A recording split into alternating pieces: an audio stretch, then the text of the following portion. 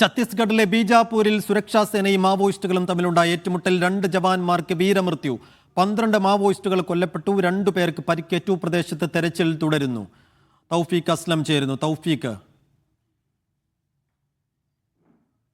ഛത്തീസ്ഗഡിലെ ബീജാപൂരിൽ സുരക്ഷാ സേനയും മാവോയിസ്റ്റുകളും തമ്മിലുണ്ടായ ഏറ്റുമുട്ടലിലാണ് 2 ജവാന്മാർ വീരമൃത്യു വരിച്ചത്.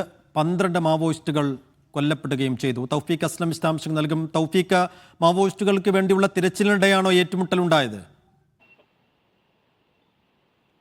സൈഫുദ്ദീൻ, തിരച്ചിലിനിടയിലാണ് ഏറ്റുമുട്ടൽ ഉണ്ടായത്. 12 നക്സലൈറ്റുകൾ കൊല്ലപ്പെട്ടതായിട്ടാണ് ഇപ്പോൾ പോലീസ് നൽകുന്ന വിവരം. അതേസമയം 2 ജവാന്മാർ വീരമൃത്യു വരിക്കുകയും ചെയ്തിട്ടുണ്ട്. 2 പേർക്ക് പരിക്കേൽക്കുകയും ചെയ്തിട്ടുണ്ട്.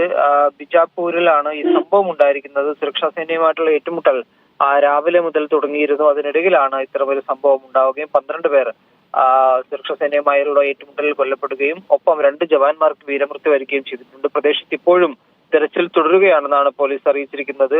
പ്രധാനമായും ഈ മേഖലകളിൽ കൂടുതൽ നക്സലൈറ്റുകളുടെ സാന്നിധ്യമുള്ള സ്ഥലങ്ങളാണ്. അതുകൊണ്ട് അവിടെ സ്ഥിരമായി പരിശോധനകൾ നടത്താറുണ്ട്. അത്തരത്തിലൊരു പരിശോധനയ്ക്കിടയിലാണ് പോലീസ് ഉദ്യോഗസ്ഥർക്ക് നേരെയും അതോടൊപ്പം തന്നെ സുരക്ഷാ സേനയ്ക്ക് നേരെയും അവരുടെ ഭാഗത്തു നിന്നുകൊണ്ട് ആക്രമണം ഉണ്ടായതെന്നാണ് ലഭിക്കുന്ന വിവരം.